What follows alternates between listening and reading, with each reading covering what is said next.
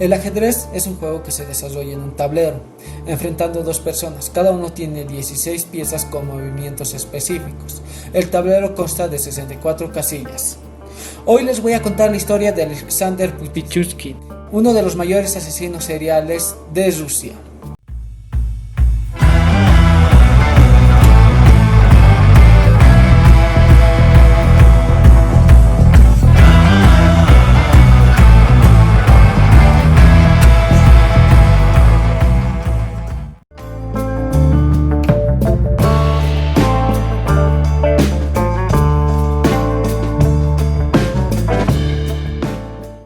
La historia comienza en el Parque Vítsa de Moscú, Rusia. El 15 de octubre del 2005 se encontró un cadáver, el cual a simple vista se notaba un ensañamiento en la cabeza, generando desfiguración en la persona. Nunca se pensó en ese momento que este sería el primero de muchos. Para Navidad del 2005 ya existían 7 cuerpos. Todos tenían algo en común: el sello, o un palo o una botella de vodka incrustada en la cabeza. La policía y la prensa sabían que se estaba tratando de un asesino serial. Lo nombraron el maníaco de Vítsa. Continuaron apareciendo los cuerpos hasta la víctima número 14. Esta fue una de las más importantes. Se hizo una recolección de información de esta víctima. Dejó un dato importante: esta víctima salía con Alexander. Antes de una cita en el parque, ella intentó llamar a su hijo para indicarle dónde iba a estar, pero su hijo no contestó esta llamada, así que dejó una nota indicando el nombre de Alexander, su dirección, número de telefónico y dónde iban a estar. Esto llevó a un sospechoso y a un interrogatorio. Se lo acusaba de un cargo de un asesinato de la víctima número 14. Él negó todo. Aceptó, no este cargo, sino aceptó ser el maníaco de Vítsa. Ya no se hablaba de un asesinato, sino de 14. Pero él negó 14 asesinatos, indicando que eran 61. Esta información dejó muchas interrogantes. ¿A qué edad inició Alexander? ¿Dónde fue su primera víctima? ¿Cómo cambió su metodología? Y primero, ¿existe alguna pista? La primera pista que encontraron fue un tablero de ajedrez marcado hasta la 61. Él indicaba que quería matar por cada casilla a una persona. Luego se hizo reconstrucción del caso y los interrogatorios, donde Alexander compartió mucho.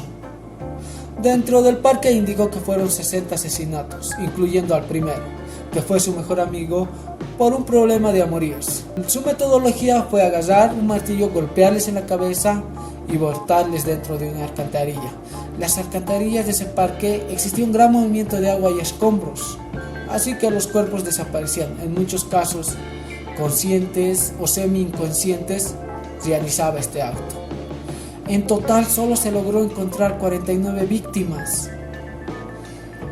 Aquí Alexander se enojaba. Los trataba de flojos, ineficientes, a los encargados y a los investigadores por no haber logrado encontrar a las 61 víctimas. Hablemos un poco de la vida más personal de Alexander.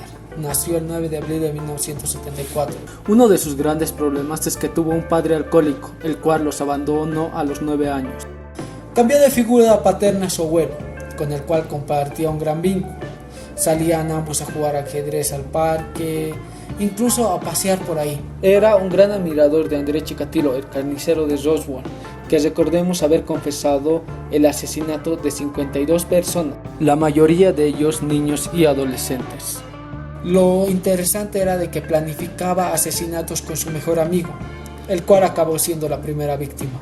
Trabajos esporádicos, una cosa por aquí, otra por allá. Vivía con su madre y su hermana. La fecha de detención fue el 14 de junio del 2006, en la cual se mencionó muchas frases importantes. Salvaron la vida de muchas personas al atraparme. Nunca me hubiera detenido. El juicio fue el 13 de septiembre de 2007. Intentaron buscar la cantidad suficientemente de pruebas para inculparlo. Fue inculpado por 49 asesinatos. Él corrigió: no maté 49, maté 61. Le preguntaron si de algo se arrepentía. Él indicó que ya tenía otra víctima. el no poder realizarlo era del único lo que se arrepentía. Aceptó todos los cargos, le indicaban el asesinato de una y otra persona, y él los aceptaba uno tras otro. Antes del juicio se le hizo muchas valoraciones psicológicas. Lo que indicaron es que su vida se desarrolló de manera normal, con familia, pero siempre estaban presentes estas tendencias agresivas y sádicas. Tenía un síndrome sádico, que es experimentar excitación y satisfacción sexual al infligir sufrimiento físico, psíquico a otras personas. Son personas que tienen excitación al generar un daño, al generar dolor. Podemos ver lastimar, golpear, pegar, y en otros casos lo pueden llevar más lejos hasta el asesinato. Luego, otra pregunta: ¿se daba cuenta de sus acciones? ¿Era consecuente? ¿Tenía alguna enfermedad mental? No. Se notó que sus acciones tenían un propósito, una meta, eran sistemáticas, planificadas, y él era consciente de todo lo que estaba haciendo. Con todos estos datos se lo llevó a juicio. En este caso solo se pudo registrar una sobreviviente, una persona que logró salir de la alcantarilla con 4 meses de embarazo. Contó su interacción con el agresor, cómo recibió un golpe y luego fue arrojada a la alcantarilla, y todo el proceso que vivió para salir de ella. Aquí vamos a ver algo muy importante: un mal trabajo policíaco al evitar que la víctima sufra más al revivir el suceso. Aquí podemos hablar de la victimización secundaria. Resulta de la relación que tiene la víctima de un delito violento con el sistema jurídico penal. Son todas las consecuencias negativas personales que soporta la persona que denuncia un delito violento. ¿Por qué es tan importante para mí mencionar este punto? Porque por evitar una victimización secundaria no se continuó con el caso, no se hizo una entrevista correcta. Esta única entrevista se tendría que realizar en una cámara Hetzel para que todos los involucrados al caso tengan la grabación y no necesitemos una segunda, tercera entrevista. Al realizar una entrevista correcta se podía detener antes a Alexander, pero no se realizó para evitar que reviva el suceso. Claro que una entrevista es victimización secundaria, sí, pero hay más elementos dentro de la victimización secundaria.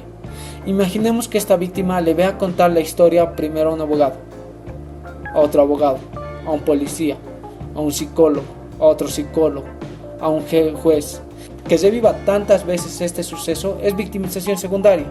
Los tiempos: 1 mes, 2 meses, 3 meses, 4 meses sin hay información, o que el caso se archive. Juzgarle a la persona, que es culpa de ella que haya sufrido este problema, que ella no se ha cuidado. En algún punto tiene que pasar. Hay una entrevista que es muy importante, nos va a mostrar muchos elementos del asesino serial, en este caso de Alexander. Pero ¿cómo podemos evitarlo que sea el sufrimiento más amplio para la víctima? Se puede. Un buen profesional, o mejor, un psicólogo forense especializado en entrevistas a víctimas, tratamiento psicológico entre otros, que la víctima no tenga que revivir esta historia a varias personas. Se podía evitar, sí, pero en algún punto una entrevista a la víctima era muy importante y muy fundamental. Las víctimas y sobrevivientes de este tipo de casos ayudan mucho a generar perfiles criminales, perfiles delictivos. Y bueno, espero que les haya gustado. Les dejo el Facebook, Centro Psicografológico Acequia, la página web centropsicografológicoacequia.com. encontrarán mucha información ahí. Mi YouTube, dejen su comentario, denle like, suscríbanse, activen la campanita para más información cuando suba un video. Y sí, eso sería todo. Chao, se cuidan, se los aprecia.